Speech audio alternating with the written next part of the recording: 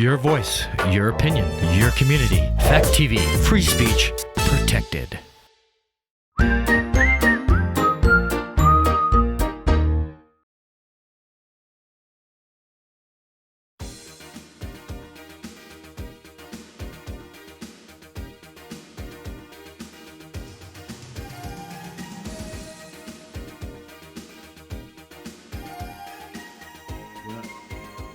Good morning, Bellows Falls, and welcome to the feed. Here we are. It's the 9th of September. We can't tell what's happening as our monitor's on, but I guess we are live.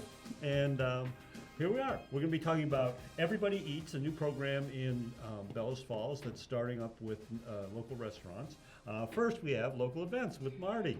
Well, I'm sorry to say that I haven't found any local events this week. There may be local events out there, but I didn't see anything highlighted.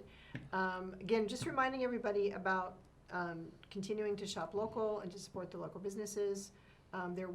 Yesterday there was the gift certificates. I don't know if anyone knew about those $30 gift certificates. I saw that, but I didn't understand. I guess they worked out pretty well. There were some definite problems with the site, but I've been hearing today about different people got gift certificates to the local businesses. Oh, so good. That's good. So, but Mike, I believe, has an actual event to retract. Yes. Last week I was on and I was very enthusiastic about the Flannel Festival and what a great time it was going to be and how last year it was such a fantastic event. And I was surprised that we would be having this Flannel Festival that rivaled Woodstock. 2 days Well, this surprise. year. But surprise, there is no Flannel Festival. The Flannel Festival notification was like on autopilot on Facebook, so it comes up periodically, but it's not a real thing. So sometimes it's really hard to get events off of Facebook. Yeah, and I guess I talked to the people that were in charge of the Flannel Festival, and they said no, it's not happening,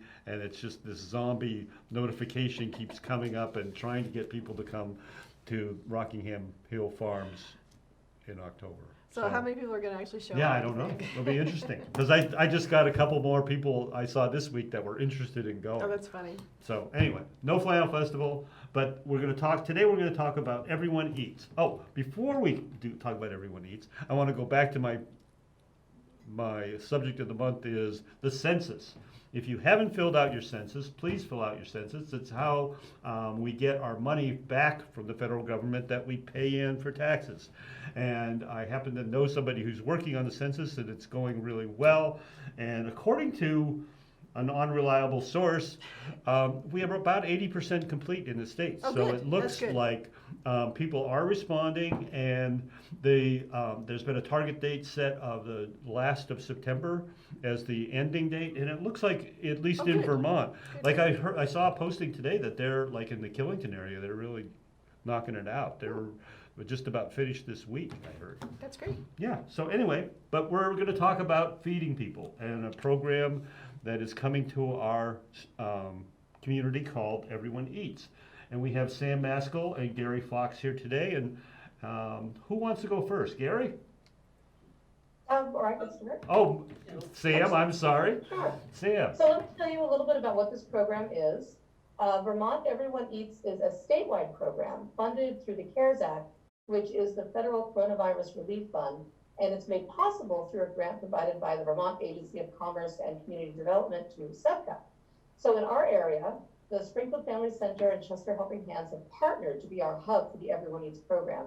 So with the funds, the goals are we provide delicious, nutritious meals made by local restaurants to Vermonters, many of whom are in need of food assistance during this time. And we provide Vermont farmers and food producers an opportunity to increase sales because 10% of ingredients purchased for these meals must come from Vermont producers. And our local restaurants get some income because they've also been negatively impacted by COVID-19. So this amazing program is running in Rockingham, Athens, Westminster, and Grafton through the Rockingham Help and Helpers, which was formed in March as a response to the pandemic, as a way of providing mutual aid to respond to community needs. And we're coordinating with the Senior Center, Our Place, Grafton Community Church, Parks Place, and other local organizations to feed our community and support the local economy, which Gary can actually talk more about how the project works locally and all the local businesses and producers involved. So hand it over. Okay, Gary. Yeah, hi, Mike. So the CARES Act, the intention is to help mitigate the economic effects and physical effects of COVID, and really challenging for all of us, being able to get out and shop as much. I know I hear all the farmers markets are suffering. People are not going out as much, and so this program really does a great job of meeting the intention of the funding. So we have local restaurants that are doing what they do best in creating meals, and the CARES Act is paying them for those meals, and they're purchasing local ingredients. So they're supporting the local farmers and producers, helping them stay in operation and stay healthy. And you know, all of us trouble getting to grocery stores, getting out to as much as we like, and so here we get meals going out to the community to various drop-off points. And let's see, some specific restaurants. Leslie's Restaurant and Tavern is producing meals for the program. Jamaican Jules is producing meals for the program. Wonder Bar will be joining us a week from Friday. And I have to say, I'm at the local farmers market on Wednesdays and Fridays, and I see Jamaican Jules in there buying meat, produce from all the farmers, helping support them where it's a slow market. And she's feeding a lot of people and buying a ton of food from these local sources. I see Remy from Wonder Bar coming over to the farmers market and purchasing stuff from the local farms. And this program really is a win-win-win for the community to eat, for the food producers to stay in business, and the restaurants and meal makers to have some regular income. Great program. Is there any, for the folks that receive the food, is there any restrictions on who can receive the food? You're breaking up on my end, Marty. Oh, sorry. Yeah, same here. For the folks that receive the food, is there any restrictions on that? Oh, actually, so this is new. There is no registration. You don't have to sign up. The question you have to be able to answer yes to is, has your ability to get food been impacted by the COVID-19 pandemic? And like Gary said, it could be as difficult as not being able to get to the store, or the store's hours have changed, or you went to go buy something and it wasn't there. Through the entire pandemic, we've all experienced those moments. So to participate, go to one of our distribution or pickup locations. They will ask you a couple of questions. That's the first one. They'll ask you how many people in your household. They'll ask you whether there's anyone over 65 in your household. And they will keep track of the number of meals you take, because all the meals that are created have to be accounted for as part of the program. And then you get to take delicious meals home. My understanding was last week, Leslie's made lobster mac and cheese. And new this week, we have some limited amounts of vegetarian meals available.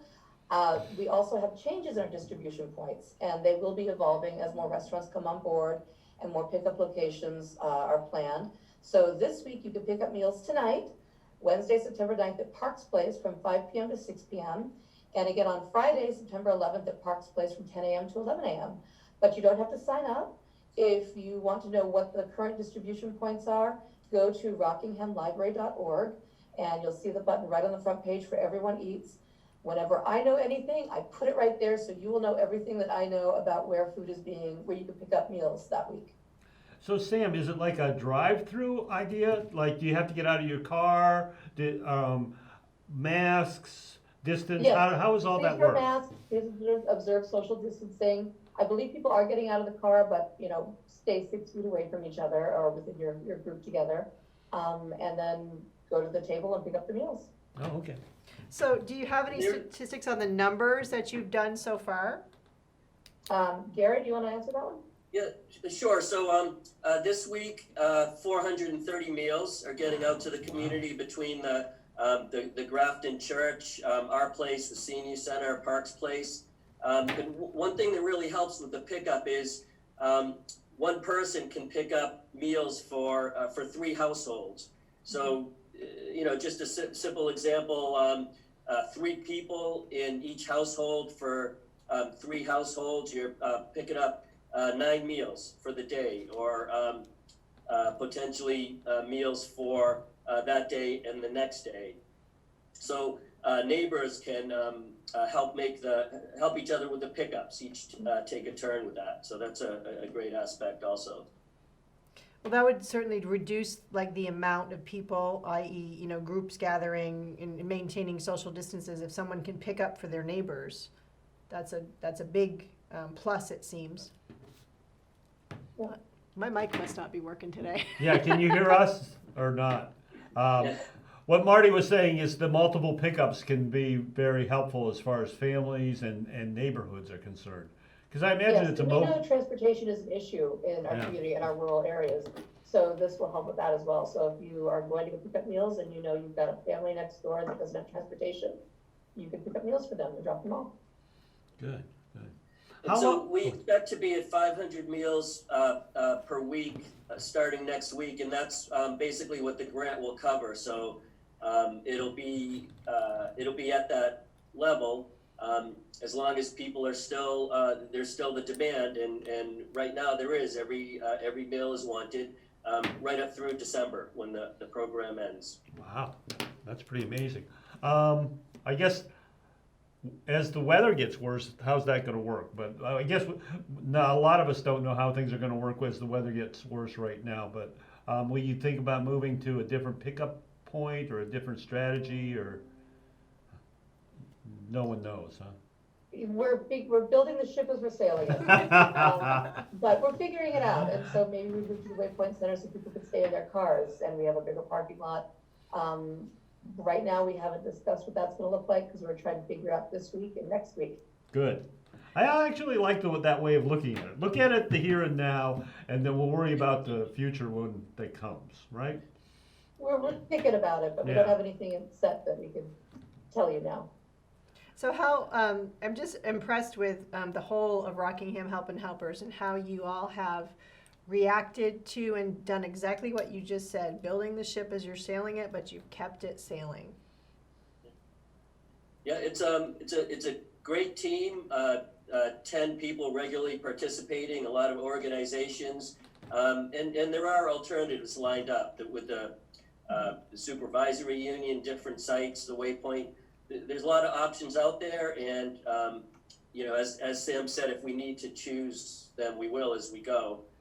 But there is really a great support network of volunteers and organizations, and that's what makes it work. That's great. So one more thing, just we're going to move on to Sam and talk about the library a little bit, but just Gary, can you go over how people get in touch with getting a meal? Again, thank you. Or Sam. I don't think they can do that. Just go to a pickup location. So tonight at Parks Place or Friday morning at Parks Place, and then wherever we're going to be having them next week, and just answer the questions and take meals. You don't have to sign up. You don't have to register. Just go. So they're always going to be on a Wednesday, and they're always going to be at Parks Place, or I can't say that. It is this week. So again, well, that's sort of the question. RockinghamLibrary.org. And as things develop, as soon as I know anything, that's where we'll make it publicly known. Okay, thank you. We also have, if you go to the webpage, you can sign up. I send out a weekly email blast. Just put your email in and you'll get messages from me as I update things. So basically, I think the takeaway is the hub of communication is the Rockingham Library website. Great. For people Thank you. to check that regularly or sign up for the email so they can get notifications. But that would be that's the clearinghouse, it sounds all like. right. So the Rockingham Public Library. Publiclibrary.org. Yep. Okay. RockinghamLibrary.org. RockinghamLibrary.org. Yep. That's a So good speaking segue. of A RockinghamLibrary.org. good segue to what we wanted to talk about next is, Sam, you're working at the library. Have you guys been open? We have been open. We've actually been working this full time. We've been we've tried to really help and support the Rockingham Helping Helpers project. I know everyone eats. As we weren't able to be open to the public, we had to find other ways to support the community. And so finding out what the community needs and what we can do to help make those happen. So we do have curbside service. Everything in the library is available to be checked out. Our catalog is online. You can, curbside service is safest. You basically put stuff on hold or call us. You set up a time, you come pick it up out front of the library, checked out, ready to go. The other thing we are now offering are in-person visits. So you can book a 30-minute visit in the library to get books, use the computer, print things, copy things, scan, fax, whatever. You've got 30 minutes, and you can do that right through our website, rockinghamlibrary.org, or call us at 802-463-4270. The times are limited, so it's Monday, Wednesday, and Friday, 11, 12, 4, and 5, and Tuesdays and Thursdays at 4 o'clock. So you can make those happen and come back in the library. It's nice to see people. We have a lot of new procedures. The comfy furniture is gone. A lot of the tables and chairs are gone. We're trying to reduce people like hanging out and congregating. So this is just come in, do things, and then leave. But it's been really nice to see people. We just wrapped up the summer reading program, which was weird, like everything else this year, but really successful. Kids were reading. I gave away a ton of books all summer, so that was really awesome. We are also going to be having our book sale soon. We weren't able to do it in the spring like we normally do, so it's set up on the top floor. Oh my gosh, the room is full of books, and you could book an in-person visit to go upstairs and visit the book sale. That will be starting, I think, next week is the plan for that. And lots of stuff going on. We've got more book groups lined up, working on our fall programs, working on how we can help support our students and teachers and schools and families. And yeah, we're busy. So how did school opening yesterday impact you? Are people looking for things now that they may not? It's one of the things I really miss is that we used to be an after-school location. We used to be the place where we wanted kids to come here and hang out. And now we live in a time where we can't. So school started, and it was great to see a lot of kids that I know going to school, but we didn't see them in the library. But you can check out books. We also have a lot of online audiobooks, e-books, all of our reference stuff. So homework help is available online. We have a lot of online resources that you can access at rockinghamlibrary.org.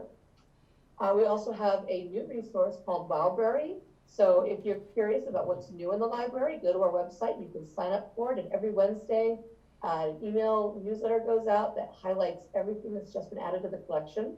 So it's like browsing our shelves and you can't come in. And you said that you were thinking of ways that you could support kids, like with, I think you mentioned craft. So homework kits. So, not all families have glue sticks, scissors, set of markers at home. So maybe we would circulate homework kits. We also circulate mobile hotspots, which look like this. And inside this, there is a device that you can turn on and connect up to 10 internet devices, and they check out just like books. The other thing people should know right now is there are no fines. So if you've had some books kicking around, you can put them in a book drop, and we will happily take those back. No fines for anything at the moment. And I lost my train of thought. Oh, but yes, the no fines thing. That's a good. And maybe you can't. What do you need to have available to use a mobile hotspot? Do you have to have an internet connection? Do you have to have a phone connection? What do you need? Well, you need to be at a place where you can get data. So for those places like in Saxons River where nothing works, I'm sorry, they won't work there either. But they connect to it's the AT&T data, and you basically turn them on. You don't need to have internet around you. It provides the internet for you. Oh, so is it like a subscription to the internet? Does that make sense? Yeah. We got these through a Public Library Association digital lead grant, which was this national grant, and this is what we asked for, because we know that the kids are getting tablets and laptops through the schools right now, but access is still a huge issue. So we have 6 mobile hotspots that we can circulate, and as I said, they check out just like a book, so you can call, reserve one through curbside service, and pick it up and have internet wherever you are. That's incredibly important with online teaching and all this asymmetric teaching that they're doing now. It's amazing. So we are a little bit low on time, so I don't know if Gary wants to I think Gary's still there. If he says, wants to just give one more shout out for Everyone Eats, or I'm not sure if he's Doesn't still sound like- online. I see his little name, but I don't see his face. Okay. Anyway, but I We think want we're- to shout out to both Sam and Gary for coming on today. And I know Yeah. you're both working in busy schedules, but taking the time to come on, and even from, a perspective of it's just getting the word out to the community, and all the work that you guys are doing with Everyone Eats. Again, thank you for everything. Yes, thank you. And the library book sale, that's an amazing thing that it's almost like a tradition that we have to keep going. So good for you. Thank you. We have a music clip we're going to be doing. This happened last Friday at the Country Girl Diner in Chester. They've been trying to do more and more outdoor performances. I think they have one this weekend too. But they have an open space. They bring in a trailer. They have a band there. So this is a band called The Group doing Lion and Cheatin'. See you.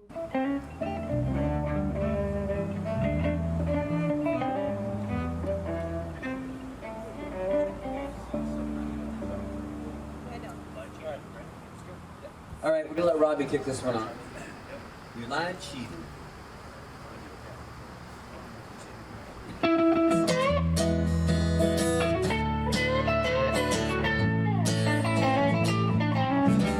Next time you see me, things won't be the same. Next time you see me, I think it won't be the same. And if it hurts you, my darling, you've only got yourself to blame. But it's true to say, only shine, not gold.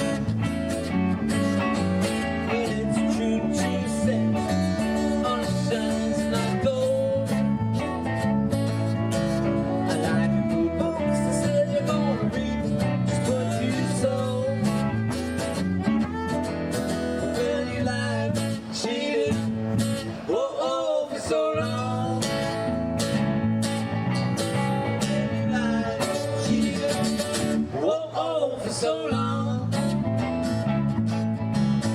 you were wrong, dear woman. There's another queen on your throne. Right?